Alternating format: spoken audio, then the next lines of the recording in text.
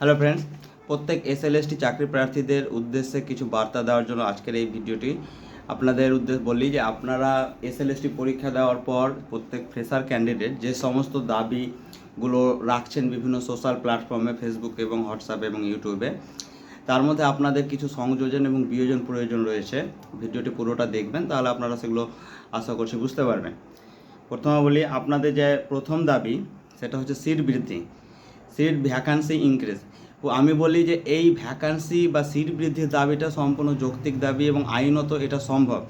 কারণ পরীক্ষা হয়েছে টেন্টেটিভ ভ্যাকান্সির ওপরে, যেটা বর্তমান ভ্যাকান্সির ওপরে, এবং প্যানেলে উল্লেখ রয়েছে যে ইন্টারভিউ লিস্ট এবং নিয়োগ হবে ফাইনাল ভ্যাকান্সির ওপরে।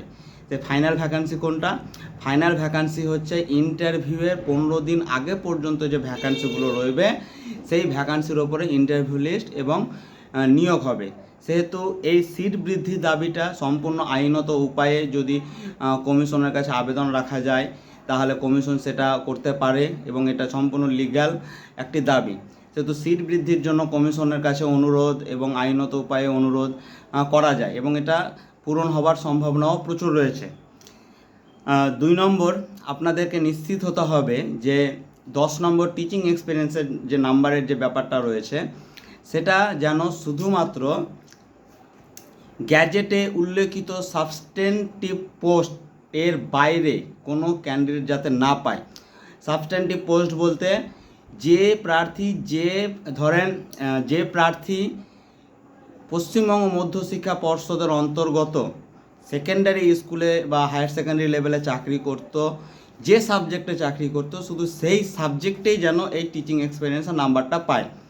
এমনটা যেন না হয় যে কোনো ইতিহাসের টিচার চাকরি করতেন এবং উনি ভূগোলের সাবজেক্টে পরীক্ষা দিলেন এবং সেই সাবজেক্টে সেই টিচিং এক্সপিরিয়েন্সের নাম্বার পেল, বা কোনো 9-10-এর টিচার 11-12-এর পরীক্ষায় সেই টিচিং এক্সপিরিয়েন্সের নাম্বার পেলো, বা কোনো 11-12-এর টিচার 9-10-এর টিচিং এক্সপিরিয়েন্স পেলো, বা অন্য গভর্নমেন্ট অর্থাৎ সেন্ট্রাল গভর্নমেন্ট বা আদার্স স্টেট গভর্নমেন্টের টিচার যারা রয়েছে তারা যেন এই নাম্বারটা না পায়, সেই বিষয়টা আপনাদের নিশ্চিত করতে হবে।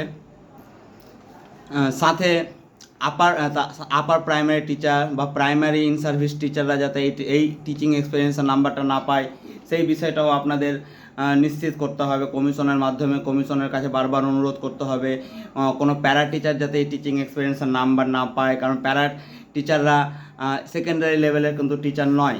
তো এই বিষয়টা আপনাদের কমিশনের কাছে বারবার আবেদন রাখতে হবে, কমিশনের মাধ্যমে নিশ্চিত করতে হবে যে সাবস্ট্যান্টিভ পোস্ট বলতে শুধুমাত্র সেই পোস্টের পশ্চিমবঙ্গ মধ্যশিক্ষা পর্ষদের অন্তর্গত কোনো সরকারি বা গভর্নমেন্ট স্পন্সার্ড স্কুলের বাইরের কোনো টিচার যেন এই টিচিং এক্সপিরিয়েন্সের নাম্বারটা না পায়। এবং এই সংখ্যাটা খুব বেশি যদি দাঁড়ায় তাহলে 11 থেকে 12,000 হবে, তার বেশি কিন্তু হবে না। এই বিষয়টা আপনাদের নিশ্চিত করতে হবে বারবার কমিশনের কাছে আবেদন করে। এবং 3 নম্বর যেটা আপনাদের সবাই বারবার কমিশনের কাছে আবেদনের মাধ্যমে আইনত পদ্ধতিতে নিশ্চিত করতে হবে, সেটা হচ্ছে প্রত্যেক ক্যান্ডিডেটের মার্কস, টেটের পরীক্ষার ওএমআর শিটে কত মার্কস পেয়েছে, টিচিং এক্সপিরিয়েন্সে কত মার্কস পেয়েছে, একাডেমিক মার্কস কত হয়েছে, প্রত্যেকটা জিনিস যেন পাবলিক প্ল্যাটফর্মে ওয়েবসাইটে ওপেন টু অল থাকে, যেন সবাই সেটা ডাউনলোড করতে পারে, সবাই সেটা দেখতে পারে। সেই বিষয়টা কমিশনের মাধ্যমে আইনত উপায়ে আপনাদের নিশ্চিত করতে হবে। আর আপনারা ভুল করছেন কোনটা? আপনারা যে ভুলটা করছেন সবথেকে বড়, সেটা হচ্ছে যে আপনারা টিচিং এক্সপিরিয়েন্সের জন্য ইন সার্ভিস টিচারদের যে সাবস্ট্যান্টিভ পোস্টে 10 নাম্বার দেওয়ার কথা বলা হয়েছে সেটার বিরোধিতা করে আপনারা ভুল করছেন। এটা জয়ী হবার বা এই দাবি পূরণ হওয়ার সম্ভাবনা কিন্তু নেই, কারণ কমিশন চাইলে ইচ্ছে করলে তার ইন সার্ভিস টিচারদের জন্য টিচিং এক্সপিরিয়েন্সের নাম্বার আইনত বৈধ উপায়ে দিতে পারে, সেটা সেই ক্ষমতা একটা অটোনমাস বডির কিন্তু রয়েছে। এবং আপনারা ভাবছেন যে 2016 সালে তো ছিল না, তো এখন কেন দেবে? তো আপনাদের বলি, বিগত দিনের পরীক্ষাগুলো দেখবেন, 16 সালে যে এক্সামগুলো হয়েছে সেখানে প্রাইমারি এবং আপার প্রাইমারি যে নিয়োগগুলো হয়েছিল সেখানে কিন্তু প্রাইমারি আপার প্রাইমারি লেভেলের যারা প্যারা টিচার ছিল তাদের জন্য একটা সিট রিজার্ভেশন রাখা হয়েছিল এবং সেটা সম্পূর্ণ লিগ্যাল ছিল।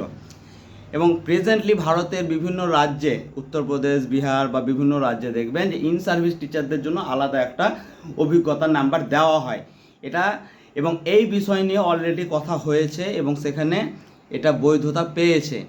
তো এই দাবিটা আপনাদের এই একটি ভুল দাবি কিন্তু আপনাদের পুরো সমস্ত সঠিক দাবিগুলোকে আবার ভেস্তে দিতে পারে। তো আপনারা যে দাবিগুলো করছেন ভেবেচিন্তে করুন, যাতে সকল ফ্রেশার এবং ইন সার্ভিস সকল চাকরির প্রার্থীর মঙ্গল হয়। এমন কোনো ভুল পদক্ষেপ নেবেন না যাতে সবার ক্ষতিগ্রস্ত হয়। ধন্যবাদ।